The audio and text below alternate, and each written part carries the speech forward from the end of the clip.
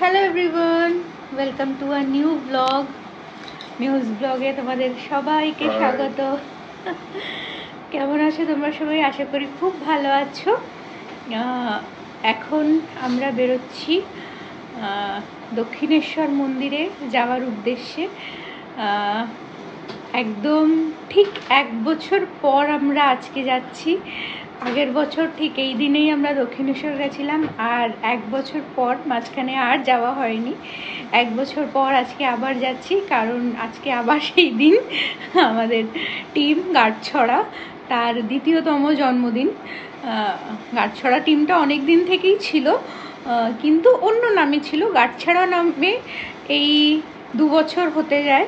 তো সেটারই আজকে জন্মদিন, তাই আমরা সকাল সকাল উঠে যাচ্ছি দক্ষিণেশ্বরে পুজো দিতে।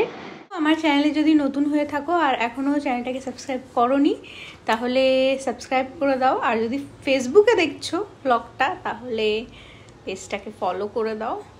আমরা এরকম অনেক সুন্দর সুন্দর blog content, daily life update দিয়ে থাকি আমাদের চ্যানেলে এবং ফেসবুক প্রোফাইলে। তো সাবস্ক্রাইব এবং ফলো করে রাখো। তো চলো দেখতে থাকো, এবার বেরোই, দেরি হয়ে যাচ্ছে। তো নিচে এসে এখন কভারটা সরিয়ে রাহুল গাড়ি বের করছে। আর বহু যুগ পর আমি এত সকালে ঘুম থেকে উঠেছি, নাহলে তো প্রত্যেক দিন জানোই উঠতে উঠতে 10টা, 10:30, 11টা বেজে যায়।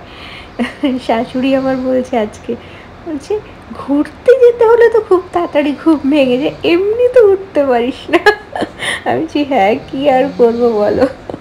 দেখো এই যে এখন বেশ সকাল সকাল লং ড্রাইভ হয়ে যাচ্ছে বলো, আর ঠান্ডা ঠান্ডা হাওয়া আর একটু একটু রোদের ছোঁয়া, সকাল সকাল বেশ ভাল লাগছিল। তারপর এই যে দেখো দেখতে দেখতে পৌঁছে গেলাম দক্ষিণেশ্বর।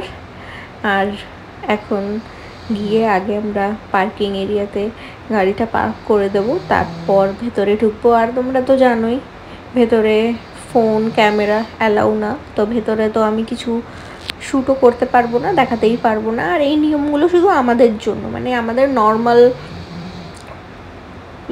লোকজনদের জন্য, নর্মাল পাবলিকের জন্য, যারা সেলিব্রিটিরা আছে অ্যান্ড সো কল্ড বড় লোকসরা আছে, তাদের জন্য আবার এইসব কোনো নিয়ম নেই।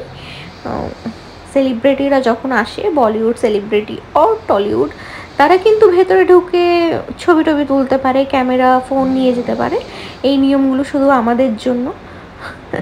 ঠাকুরকে আমি এটাই বলি সবসময় যখন আমি দক্ষিণেশ্বর যাই, ঠাকুর এমন একদিন প্লিজ তুমি এনো আমার লাইফে, যাতে আমি তোমার সাথে ভেতরে গিয়ে ছবি তুলতে পারি।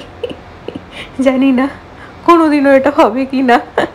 দেখো এখন চলে এলাম গঙ্গায়, সবাই দেখো স্নান করছে। আমার আজ অবধি গঙ্গায় স্নান করা হয়নি, কোনোদিন আমি এখনও করতে পারিনি, কি আর করা যাবে। এসে একটু জল ছিটিয়ে শুদ্ধ হয়ে দিলাম। আর আজকে রবিবার, তাও কেন এত ভিড় আমি জানি না, হয়তো ছুটির দিন বলে সবাই এসছে, না হলে তো কালী মন্দিরে নর্মালি শনি মঙ্গলবারই ভিড় থাকে।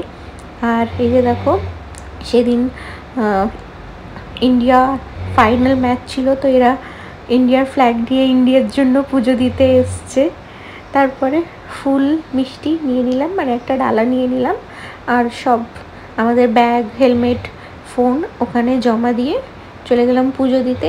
তারপরে পুজো দিয়ে আসলাম, এসে এই যে পেমেন্ট করলাম ওখানে দোকানটাতে। তারপরে এখন পুজো দিয়ে ফেরত চলে যাচ্ছি। আর খিদে খিদে পাচ্ছিলো, বিকজ ব্রেকফাস্টের টাইম হয়ে গেছে। তো রাহুল বললো এখানকার হিঙের কচুরি খুব ফেমাস, তো তুমি কি খাবে? আমি বলছি অবশ্যই, এইসব কি মিস করা যায়? আর আমি তো এমনি মোটু হয়ে যাচ্ছি বিয়ের পর, তো কি আছে, চলো খেয়ে নিই। তো মন্দির থেকে বেরিয়ে আমরা একটা জায়গায় যাই যেখানে হিঙের কচুরি পাওয়া যায়, আর ওখান থেকে আমি আর রাহুল দুজনে মিলে হিঙের কচুরি খাই খিদে পেটে। তো খুবই ভালো লাগছিল, সত্যি সত্যিই হয়তো ভালো ছিল, কিন্তু খিদে পেটে আরও ভালো লাগছিল। তারপরে খেয়ে এই যে আমরা ফিরছি এখন বাড়ির উদ্দেশ্যে। আর রাস্তায় এই কালী মন্দিরটা পড়ে, সেখানে আমরা একটু নামি, নেমে ঠাকুরকে প্রণাম করে বাড়ি চলে আসি। তোমার ছেলে কি অর্ডার করেছে? এখন তো সব আমাকে না বলে অর্ডার করা শিখেছে। এটা আমার ফেস ওয়াশ।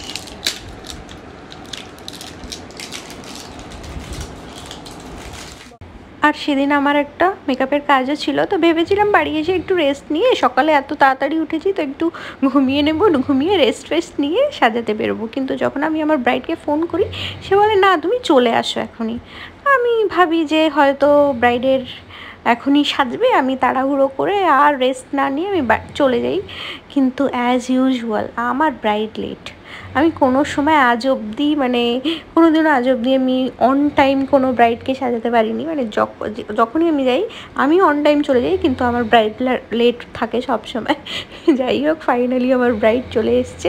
তাকে আমি ভাত কাপড়ের জন্য সাজাচ্ছি। আগের দিন তাকে আমি ব্রাইডাল লুক দিয়েছিলাম, এখন তাকে ভাত কাপড়ের জন্য সাজাচ্ছি। আর এখানে দেখো এই কিউট ছোট্ট বাচ্চাটা হচ্ছে আমার ব্রাইডের বেবি। মার বিয়েতে মার সাজগোজ দেখতে বসছে। দেখো, ও অ্যাকচুয়ালি একটু অসুস্থ ছিল, ওর ছাদ থেকে 3তলা না 4তলা থেকে পড়ে গিয়ে ওর একটা ইনজুরি হয়েছে, সেই জন্য এত শান্ত রয়েছে, নাহলে খুবই বদমাশ। আর এতক্ষণে হয়তো ভালো থাকলে আমার সব মেকআপের জিনিসপত্র নষ্ট করে দিত, কিন্তু যেহেতু ও একটু অসুস্থ, ও চুপ করে বসে ওর মাকে আমি সাজিয়ে দিচ্ছি, আমার ব্রাইডকে আমি সাজিয়ে দিচ্ছি। ও কোনায় চুপ করে বসে আমার সাজানো দেখছে, কি সুন্দর করে, আমার এত কিউট লাগছিল ওকে। তারপরে এই যে সাজাচ্ছি। আর এর পরের ক্লিপিং আমি কিছু নিতে পারিনি, বিকজ আমার ফোনের স্পেস শেষ হয়ে যায়। তো আমি এখানেই ব্লগটা শেষ করছি। যদি ভালো লাগে অবশ্যই লাইক, কমেন্ট, সাবস্ক্রাইব করে দিও। তো চলো, টাটা, বাই।